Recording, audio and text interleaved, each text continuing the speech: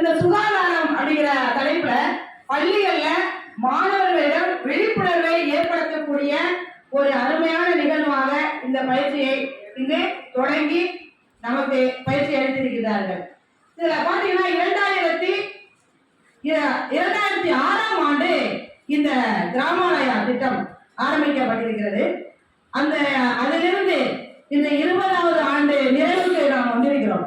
அந்த நிறைவுல ஒவ்வொரு மாவட்டமாக இந்த பயிற்சி அவர்கள் கொண்டு கொண்டிருக்கிறார்கள்.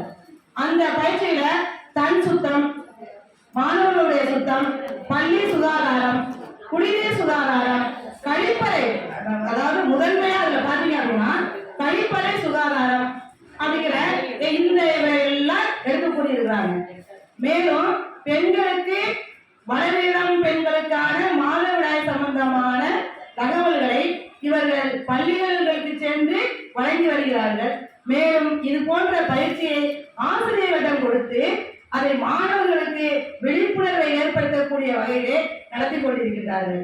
இந்த விழிப்புணர்வு மாணவர்களுக்கு மட்டுமல்ல, இங்கு வந்த ஆசிரியர்களுக்கும் அது பயனுள்ளதாக இருக்கின்றது. அப்படி இந்த நாப்கின் அப்படிங்கிற ஒன்றை நாம மாதவிடாய் காலங்களில் பயன்படுத்துவோம்.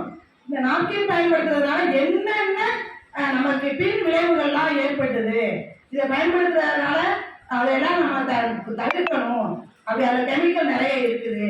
அதனால அந்த ஆரம்ப காலத்துல பெண்கள் துணியை பயன்படுத்தினாங்க இல்லையா, அதே அந்த துணியை அவங்க என்ன பண்ணிருப்பாங்கன்னா பழைய துணியை பயன்படுத்தியிருப்பாங்க.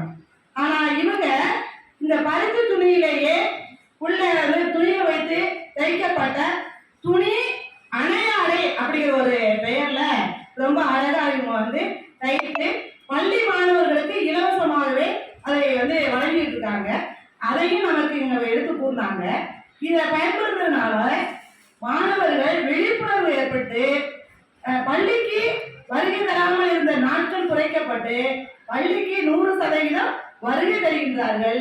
மேலும் 100% மாணவர்கள் வருகை தருவதன் காரணமாக 100% தேர்ச்சியை அந்த பள்ளி கொடுக்கின்றது.